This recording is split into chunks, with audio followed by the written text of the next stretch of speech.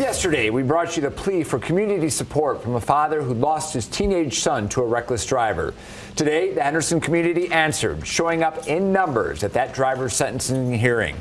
Jose Marmolejo had pleaded guilty to reckless driving and child abuse in the case. Prosecutors say he was going more than 90 miles an hour down Paradise Hills Drive when his car drove onto the sidewalk, hitting and killing 13-year-old Rex Patchett. His father, Jason, says he hand-delivered 400 letters asking the judge for the maximum sentence. He was in court today with his family, each of them wearing matching Do It For Rex shirts.